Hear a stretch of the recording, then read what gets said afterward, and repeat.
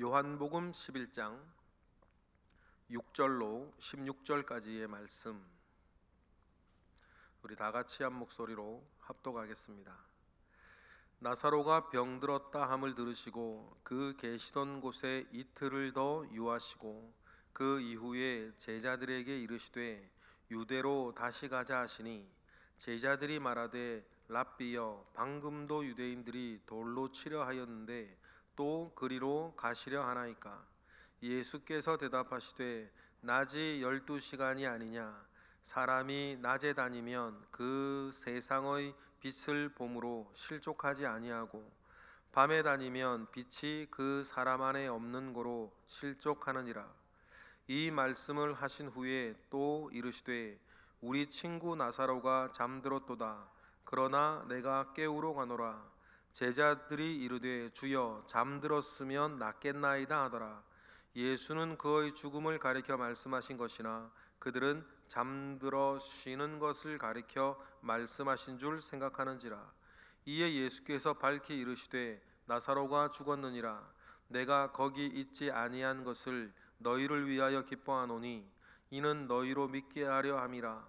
그러나 그에게로 가자 하시니 디두모라고도 하는 도마가 다른 제자들에게 말하되 우리도 주와 함께 죽으러 가자 하니라. 아멘. 지금 예루살렘에 가면 위험하다는 사실을 제자들은 알고 있습니다. 그래서 디도가 우리도 주와 함께 죽으러 가자 그렇게 말할 정도이죠.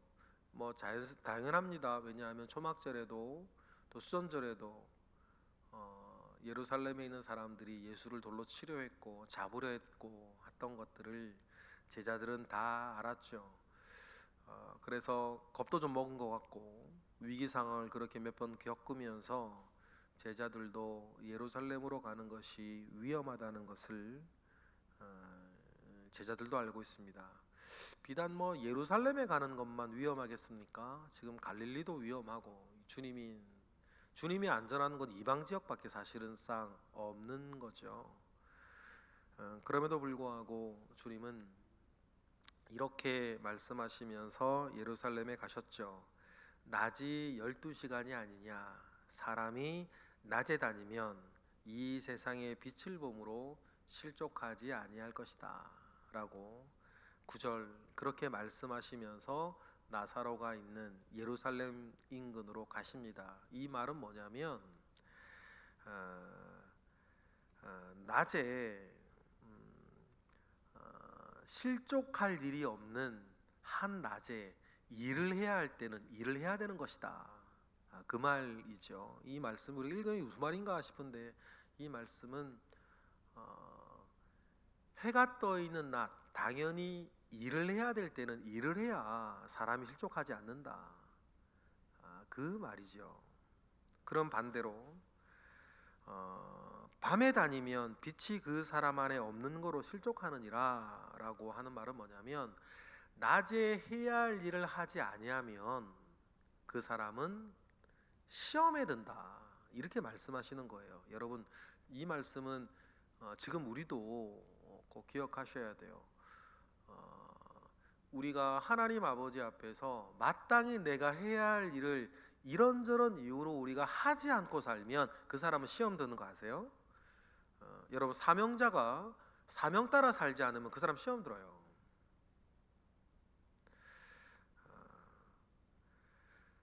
주님의 일을 해야 되는 사람이 주님의 일을 하지 않으면 그 사람 시험 듭니다. 낮에 일해야 되는 낮에 일을 하지 않고 피하여 밤으로 가면 그 사람은 시험 실족해요. 그래 주님이 뭐라 그러시는 거예요? 나는 나의 일을 해야겠고 너희도 너희의 일을 해야 된다. 지금은 뭐니까 낮이니까. 그 사명을 그렇게 불태우면서, 여러분, 주님은 내가 예루살렘으로 가서 이 한낮에 내가 주님의 일을 해야겠다. 왜냐하면 그게 나의 일이니까, 나의 사명이니까. 주님은 그렇게 가시죠. 주님이 말씀하신 이 말씀은 우리가 일상생활 가운데에서 기억하셔야 돼요. 여러분, 나는 내 일을 해야 돼요. 나는 내 사명을 따라 사는 것입니다. 피하여 밤으로 가면 실족할 거예요. 때로는 우리의 헌신하는 일이나 우리의 봉사하는 일은 내가 주님을 위해서 하는 일이라고 우리가 오해하기 쉬워요. 그러나 그렇지 않습니다. 그 일 때문에 내가 지켜지는 것 여러분 기억하셔야 돼요. 예배하는 거 마찬가지고요, 교회에서 봉사하는 거 마찬가지고요, 헌신하는 것, 헌금하는 다 마찬가지예요. 그 일 때문에 내가 지켜지는 거지, 내가 주님을 위해서 뭐라고 뭘 이렇게 한 해 만에 하는 것은 사실 우리 느낌이에요. 하늘의 하나님께서 무엇이 아쉽고 무엇이 필요하고 무엇이 있어야겠습니까? 성경은 늘 말하지만 하나님 그거 다 필요 없다.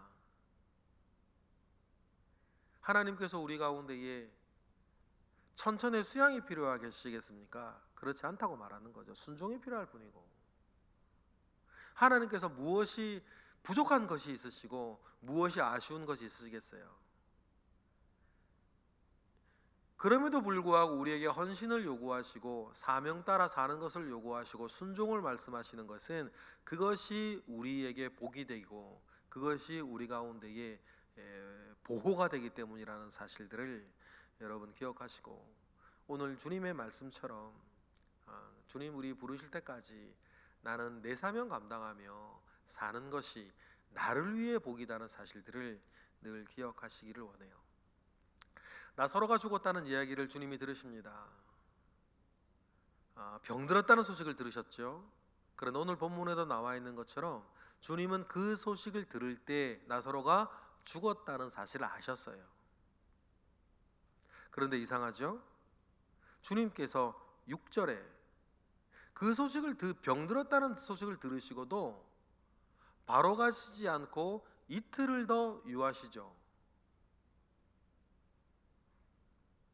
그 계시던 곳에 이틀을 더 유하셨다라고 말씀하세요. 그리고 이틀이 지난 뒤에 7절에 보니까 제자들에게 이르시되 유대로 다시 가자 하시니, 그리고 내일 본문에 보면 이틀 길을 걸어서 나흘 만에 도착하셨다 그래요. 주님 그러면 왜 그렇게 하셨을까?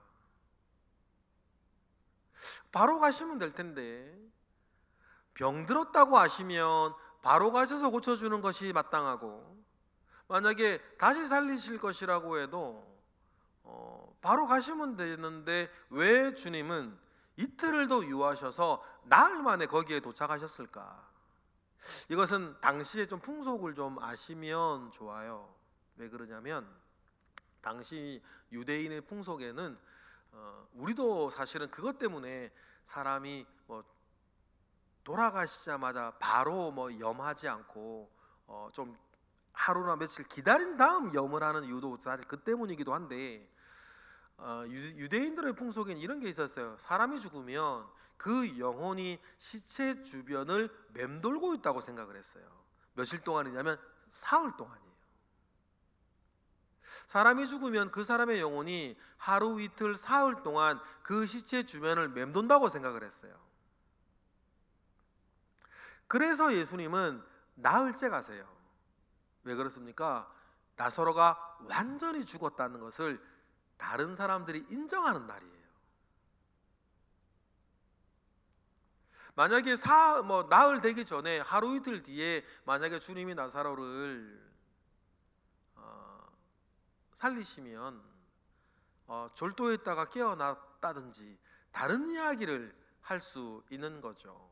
그리고 사람이 죽은 지 사흘이 지나면 이제 몸 상태 자체가 완전히 이제 시체가 되어 버리는 것입니다. 그래서 냄새가 날 정도로, 성경에도 그렇게 나오죠. 나사로의 무덤 그쪽에서도.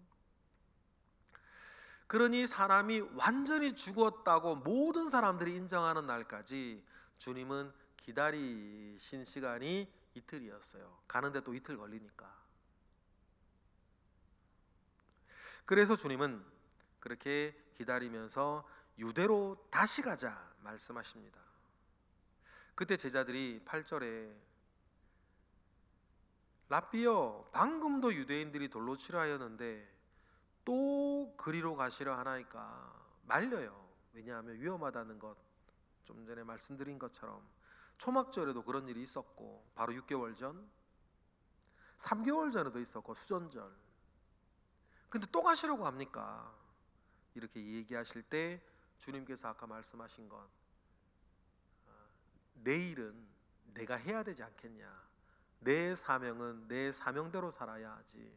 내가 사명을 피해 살면 실족한다. 그렇게 말씀하시면서 낮에 속한 사람을 위해서, 낮에 속한 사람으로서 아버지의 뜻을 이룰 수 있는 낮에 나는 내 일을 하겠다라고 그 말씀을 하시며 11절에 내 친구 나사로가 잠들었도다. 그러나 내가 깨우러 가겠다. 그렇게 말씀하신 거죠. 그 이야기를 듣고 주님의 제자들이 12절처럼 얘기를 합니다. 제자들이 이르되 주여 잠들었으면 낫겠나이다. 또 이게 좀 또 이게 무슨 말이냐면 차라리 잠들었으면 낫겠나이다 라고 한 이 말은 결국 이거예요. 예루살렘에 잠들었으면 스스로 깨어날 거니까 안 가도 되니까 이 말을 하는 거예요. 만약에 예루살렘에 잠들었으면 나사렛이 잠들었으면 나중에 자식이 스스로 깨어날 거니까 그래 뭐 해도 되지 않겠다. 예루살렘에 가지 않아도 되겠다. 그러니 잠들었으면 낫겠나이다. 그렇게 제자들이 말하는 거죠. 그때의 상황을 요한이 회상을 합니다. 회상을 하고 요한복음을 쓸 때 그때의 이 상황을 요한은 13절처럼 해석하고 이해했죠. 어떻게 이해했습니까? 백세의 요한이요. 읽어볼까요? 시작. 예수는 그의 죽음을 가리켜 말씀하신 것이나 그들은 잠들어 쉬는 것을 가리켜 말씀하신 줄 생각하는지라. 그래서 잠들어 쉬는 거라면 우리가 예루살렘에 안 가도 되니 그러면 좋겠습니다라고 이렇게 제자들이 자꾸만 이렇게 그렇게 이해를 하니 주님께서 분명히 14절에 말씀하시는 게 뭐예요? 이에 예수께서 밝히 이르시되 나사로가 죽었느니라. 그러니까 예수님은 그 소식을 들을 그 순간 그 즈음 나사로가 죽었다는 사실을 아셨어요. 소식을 전하러 오는 사람도 아직 몰랐죠. 그리고 또 제자들도 몰랐죠. 그러나 주님은 이미 그때 아셨어요. 나사로가 이미 죽었느니라 밝히 말하죠. 그리고 매우 중요한 이야기를 15절에 하세요. 오늘 본문은 전체적으로 세 군데 정도 이게 무슨 뜻이지? 왜 이러셨지? 라고 하는 좀 우리가 좀 헤아려 볼 말씀이 좀 있는데 그 마지막이 15절이에요. 다 같이 읽어볼까요? 시작. 내가 거기 있지 아니한 것을 너희를 위하여 기뻐하노니 이는 너희로 믿게 하려 함이라. 그러나 그에게로 가자 하시니 나사로는 죽었다. 내가 만약에 그때 나사로 근처 예루살렘이나 나사로와 함께 있었으면 주님은 그 병을 낫게 했겠죠. 그러면 나사로는 죽지 않았을 것입니다. 그래서 주님이 말씀하세요. 내가 거기 있지 아니한 것을 기뻐한다. 나사로가 죽어서 아니면 병들어 잘 됐다 그 말이 아니고 내가 거기 있지 아니한 것을 기뻐하는 것을 너희를 위해서다. 제자들을 위해서다. 왜 그렇습니까? 이는 너희로 믿게 하려는 것이다. 왜냐하면 제자들도 알았어요. 나사로의 무덤에 갔을 때 냄새가 나고 완전히 죽었다는 것을 알았죠. 그러면 주님께서 완전히 죽은 나사로를 살렸다는 것을 제자들로 하여금 보게 하는 것, 경험하게 하는 것, 그래서 예수가 누구신지 믿게 하는 것. 그래서 더 나아가 확실한 증거를 가지고 있는 주님의 증인이 되어질 수 있는 것. 너희들에게는 참 좋은 기회가 될 거다. 나를 믿을 수 있는. 그래서 주님께서 말씀하시는 게 뭐예요? 내가 거기 있지 아니한 것을 너희를 위해 기뻐한다. 그리고는 그에게로 가자 말씀하십니다. 이렇게 말씀하시니 디두모라고도 하는 도마가 다른 제자들에게 말하죠. 우리도 주와 함께 죽으러 가자. 이렇게 호기 있게 자기의 각오를 말하며 이렇게 갑니다. 그런데 여러분, 이제 만 9일 정도 남았죠. 이 호기 어린 디도의 이 말은 사실 지켜지지 못했지 않습니까? 제자들이 다 도망갔죠. 디도도 그때 도망갔고, 주님의 십자가 아래는 사도 요한 외에는 아무도 얼씬하지 못하고 다 어디 숨어 있었어요? 마가의 다락방에 숨어 있었죠. 그럼 우리 상상해 봅니다. 우리도 주와 함께 죽으러 가자라고 얘기했던 디도의 각오, 거짓말은 아니겠죠. 그러나 자기 공력을 의지하고 있는 이 호기로움은 중대한 일이 생기면 여러분 그냥 사라지는 것입니다. 내가 꼭 할게. 처음부터 거짓말하는 건 아니겠죠. 그러나 여러분, 우리의 각오와 우리의 다짐은 이 일 때문이든 저 일 때문이건 뜻대로 되지 않고 생각대로 되지 않고 예상 밖의 일이 생겼을 때에 지금 디도의 말처럼 우리의 말은 언제 어떻게 무너질지 몰라요. 저도 그렇고 여러분들도 마찬가지예요. 그러니 여러분, 우리는 나를 의지하지 않고 내 능력을 의지하지 않고 내 공로를 의지하지 않고 여러분, 믿음의 주인, 그래서 이브리서는 그렇게 말하는 것 같아요. 믿음의 주요, 우리를 온전하게 하시는 주님만을 바라보는 믿음 위에 서 있어야 여러분, 우리는 나를 지키고 내 말을 지키고 내 삶을 지킬 수 있으리라 믿습니다. 디도가 지금 거짓말을 하는 게 아닙니다. 호기롭게 자기의 생각을 말했으나 디도도 그렇고 저와 여러분도 그렇고 많은 경우에 우리는 내 입으로 한 말조차 제대로 지키지 못하고 살 때가 얼마나 많은지 모르겠어요. 그러나 여러분, 이런 디도도 주님 붙잡으면 자기 말을 책임지고 더 이상의 것도 해냈던 사도가 되었던 것을, 12사도가 되었던 것을 우리는 기억합니다. 그러니 우리는 무엇보다 주님을 의지하며 주님과 더불어 살아가시는 저와 여러분 되기를 바랍니다. 그리고 끝으로 우리 주님은 그렇게 십자가의 길을 이제 떠나시기로 하십니다. 주님의 복음은 그렇게 이제 완성되어져 가는 것이죠. 주님께서 뿌리신 이 복음의 씨앗이 그 이후 많은 이들의 수고와 헌신과 또 노력으로 오늘 우리에게까지 전해졌고, 또 이 복음은 또 우리들을 통해서 또 전해져야 한다는 사실들을 기억하고 주님 말씀하신 것처럼 낮이 12시간이 아니냐, 사람이 낮에 되지면 이 세상의 빛을 봄으로 실족하지 아니한다라고 하는 말씀처럼 지금 낮 12시간 속에 살고 있다는 것을 우리가 꼭 기억하고 힘을 내어 주님의 일을 하는 저와 여러분 되시기를 바랍니다. 그러면 우리를 통해서 이 복음은 또 누군가에게 전해지고 누군가에게 심겨져서 여러분 2000년을 이어오던 이 복음이 계속해서 전해지지 않겠습니까? 그런 은혜 가운데에 사시는 저와 여러분 되시기를 주님의 이름으로 축복합니다. 기도하겠습니다. 할렐루야. 하나님, 크신 은혜와 크신 능력이 우리 가운데 있습니다. 주여, 우리와 함께 하시고 복음이 나에게 온 것처럼 이제 우리가 복음의 빚진 자 되어 이제 복음을 위해 또 충성하는 우리 모든 새벽의 기도자들 되게 하옵소서. 드려지는 1,000번의 예물들 가운데에 주님 은혜를 더하옵소서.